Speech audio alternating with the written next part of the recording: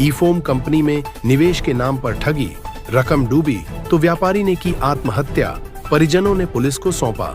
ज्ञापन ईफोम कंपनी में निवेश के नाम पर लाखों की ठगी और रकम डूबने से परेशान होकर आत्महत्या करने वाले अशोक बंजारा की पत्नी और भाई ने पुलिस उप अधीक्षक कार्यालय पहुंचकर न्याय की गुहार लगाई।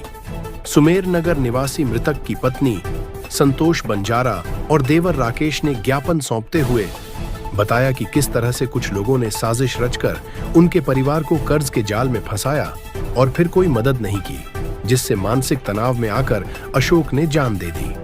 संतोष बंजारा ने बताया कि उनके घर पर ईफोम कंपनी के मालिक राम चौधरी और मैनेजर जीतू सिंह पुत्र भंवर सिंह सहित राजू सेरसवा, उमेश मौर्य, राजेश सेन और ओमजी सेन पहुंचे थे। उस समय वह, उनके पति अशोक और देवर राकेश घर पर ही मौजूद थे। उन्होंने बताया कि इन लोगों ने परिवार को कंपनी में निवेश करने का प्रस्ताव दिया और कहा कि इसमें अच्छा खासा मुनाफा होगा। बताया कि उनके पास निवेश करने के लिए पैसे नहीं हैं, तो राजेश सेन और ओमजी सेन ने मकान पर लोन दिलवाने की सलाह दी।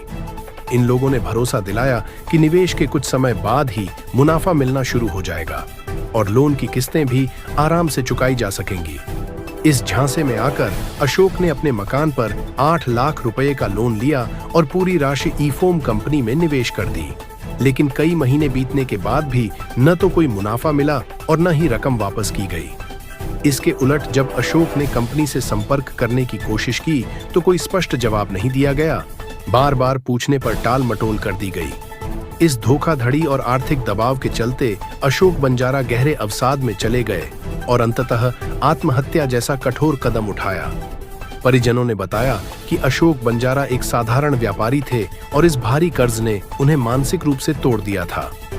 अब परिवार पूरी तरह से बर्बाद हो चुका है और न्याय के लिए दर-दर भटक रहा है। संतोष बंजारा ने ज्ञापन में मांग की है कि राम चौधरी, जीतू सिंह, राजू सेरसवा, उमेश मौर्य, राजेश सेन और ओमजी सेन के खिलाफ सख्त कानूनी कार्रवाई की जाए और डूबी हुई रकम वापस दिलाई जाए।